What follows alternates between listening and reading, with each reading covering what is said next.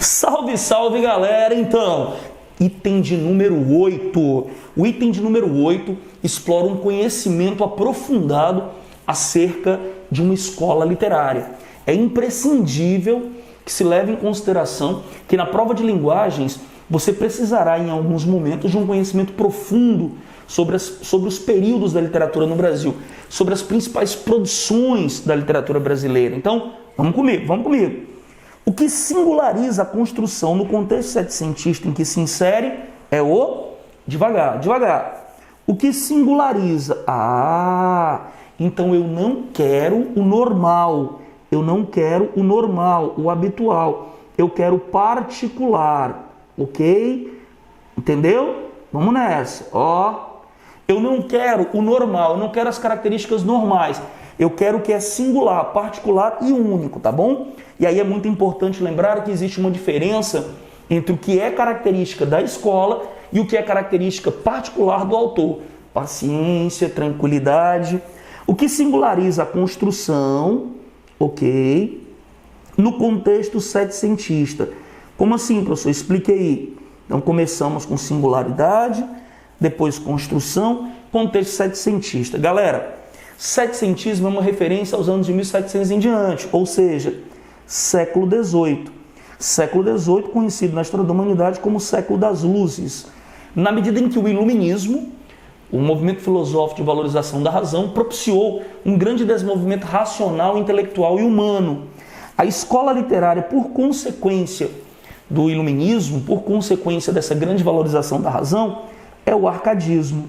O arcadismo, escola literária que está inserida no movimento artístico chamado neoclassicismo, tá bom? Tranquilo? Beleza? Então se liga.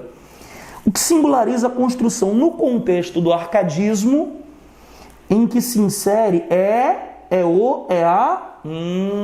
Então vamos lá. Eu vou botar aqui arcadismo, tá? Igual a geral, tá bom? Aí vou colocar aqui construção, que é uma referência ao texto específico, igual a singular, tá bom? Então vamos lá, o que existe na construção, o que existe no texto que o singulariza em relação ao padrão geral do arcadismo? É só isso, simples assim. Eu venho para o autor, Boccagi, e eu me pergunto, o Boccagi é autor de que escola literária? Do arcadismo, professor. Mas que arcadismo? Do arcadismo português. Professor, existe alguma singularidade na produção do Boccagi?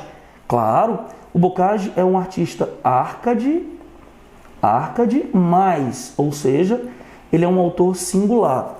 E o que nós observamos? A poética dele tem três vertentes. Tem uma vertente arcade, em que se percebe um lirismo amoroso convencional, o pastor que ama a pastora e quer viver com ela em contato com a natureza. Tem uma vertente pré-romântica, em que se percebe uma antecipação da ideia do amor associado ao sofrimento.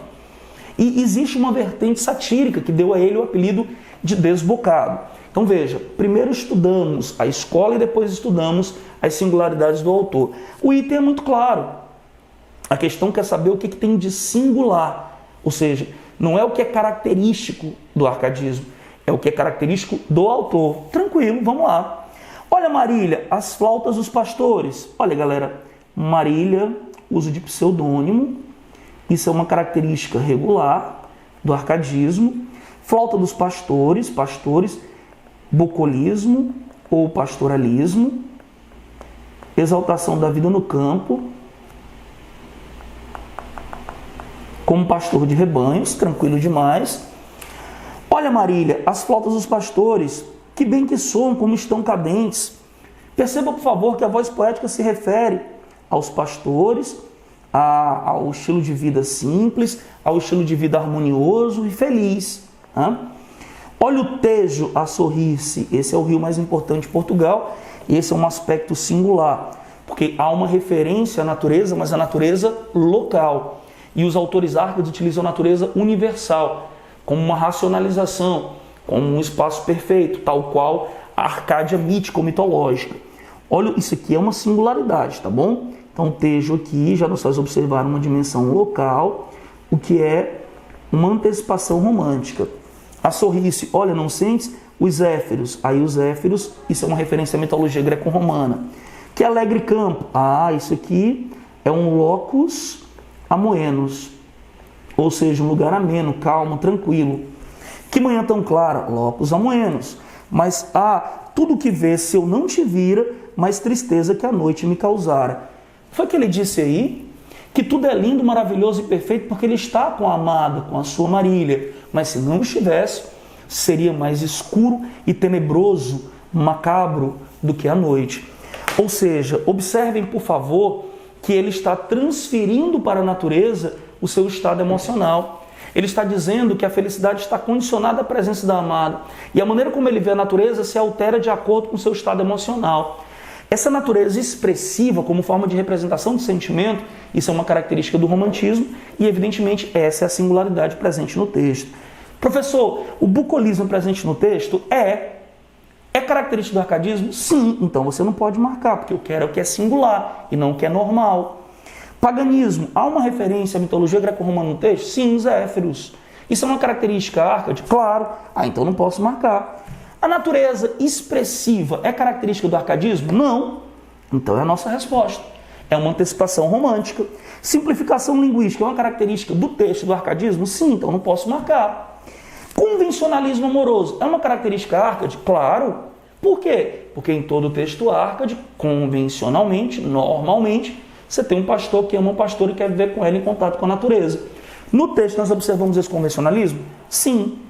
É característica árcade? Sim, já falei. Então não posso marcar, tendo em vista que eu quero que é singular. Dessa forma, a resposta da questão é a letra C. Valeu, galera!